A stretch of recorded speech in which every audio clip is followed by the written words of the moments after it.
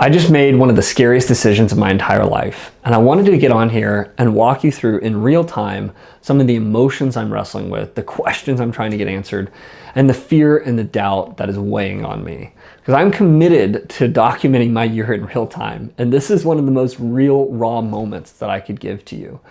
And I think sometimes we get put in a position where we have to change and grow and adapt. We're thrust into these opportunities because we lose the job or the person breaks up with us or whatever happens, and we're put in these positions.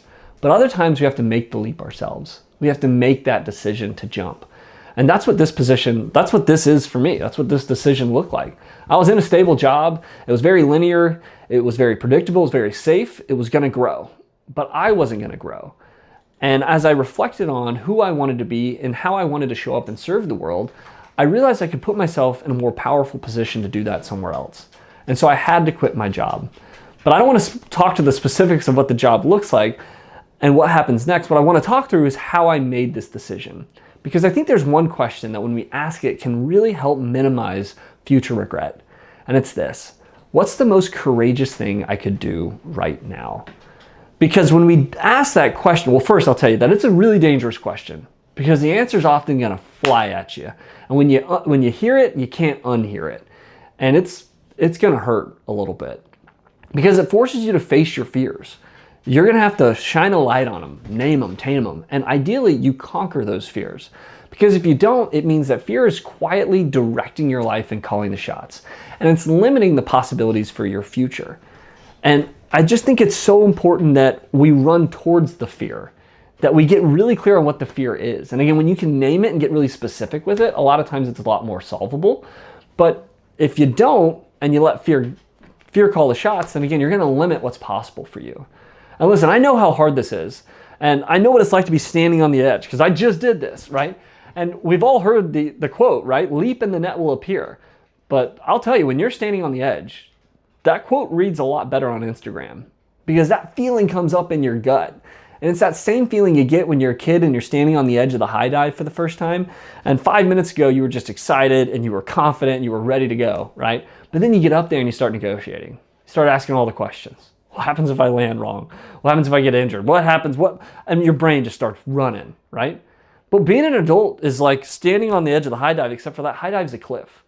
And instead of looking at a pool on a warm sunny day with all your friends and family, you're looking at a rushing river with no certainty, right?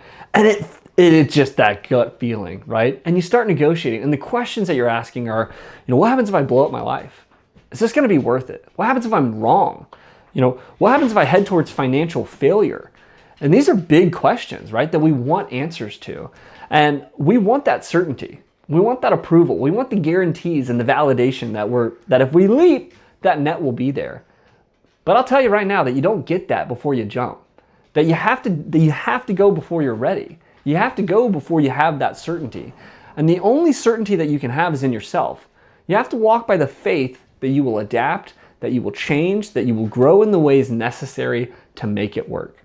You have to commit. And let me tell you, that's the hardest part. That's what I've been wrestling with. And I've also noticed that it's not even what I'm headed towards that's so scary. Sometimes it's what I have to let go of, right? Because our brains are predicted or are wired to protect what's safe and what's familiar to us. And so it's really hard to let go of that when you're headed towards the unknown. And we think that courage feels like confidence, that we're going to be really confident because of the plan that we have to move forward. But more often it feels like standing between two really uncomfortable choices. And going back feels wrong, and going forward feels terrifying. But I love what Abraham Maslow says when he says that in any given moment, you have the opportunity to step forward into growth or backward into safety. And I'm not here to tell you to blow up your life or to quit the job or to move across the country or to end the relationship. But I do hope you find courage. I hope you find the courage to trust yourself, because that feeling in your gut, maybe it's not a warning. Maybe it's an invitation. Maybe it's telling you what you already know. And listen, this video is not a 6-month post-decision recap of all the amazing things that have happened in my life. I'm like an hour from having quit my job, and I have no idea what the next 6 months holds for me. But I'm here to tell you that I won't regret it, because I found courage. I found that belief in myself, and I'm going to be proud of that decision one day in the future. And I have trust and confidence that I'm going to make it work. So thank you so much for following along. I hope you found it helpful. If you're struggling or if you're on the fence, then ask yourself that question. What's the most courageous thing I could do right now? And then take the leap. I trust you.